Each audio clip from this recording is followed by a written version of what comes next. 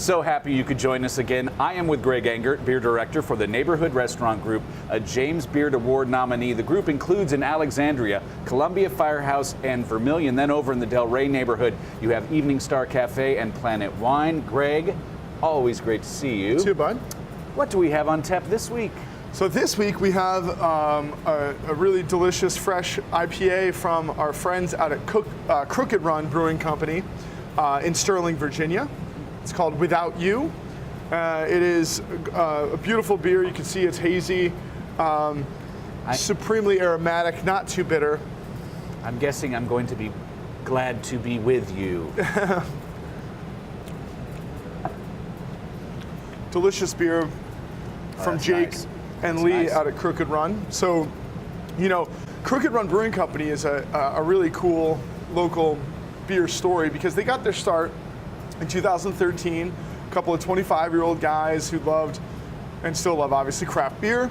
They did a Kickstarter to get a little bit of money together and open this little tiny nano brewery, and 600 square foot nano brewery in Leesburg, Virginia, and just started cranking away at really tiny, minuscule amounts of beer.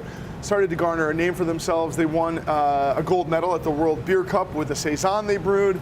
Were able to cobble together a little bit more money, and then in 2016 opened the current production facility, tap room, and taqueria in Sterling, Virginia. So they're a really cool story, and what's also been amazing is to watch their evolution.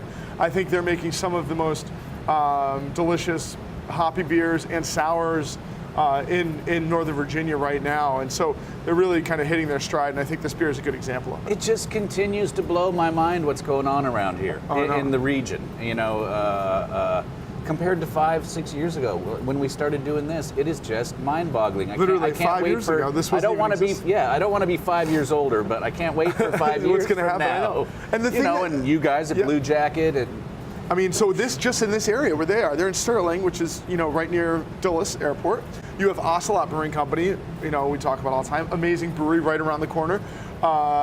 You know, you have Aslan Brewing Company, also incredible, in Herndon, right there. So you've got three just like top-notch breweries right, clumped right around Dulles Airport, making great beers.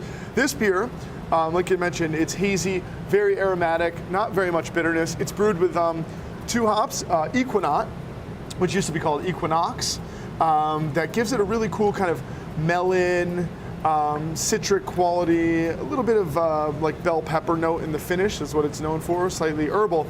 And then lemon drop, which is a light hop, obviously lots of citrus there, but also a minty quality to the beer. So really cool hop usage here. It's very pleasant, doesn't punch you in the nose at all. It's yeast driven. That's the thing about a lot of these beers. It's like they're not just dank West Coast hop bombs in the nose either. There's a lot of yeast character. There's a fruity note and a sweet note from the yeast that goes along nicely to kind of temper some of the hop notes. Unlike some more bitter beers, I'm thinking the pairing options must be quite more various. What would you pair it with? And that's what's been so cool about these kind of like softer East Coast hazy IPAs is that they have more options. So you could do this. I'm kind of thinking about like that minty melon note that we have here and the sweetness.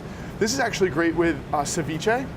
I never thought I'd say that in the old days. You would never pair a bitter beer with sour fish. That would clash heavily, but this beer has almost no bitterness. So it's a really cool kind of sweet and sour note there. You could also do it with a meatier fish like tuna, swordfish, salmon.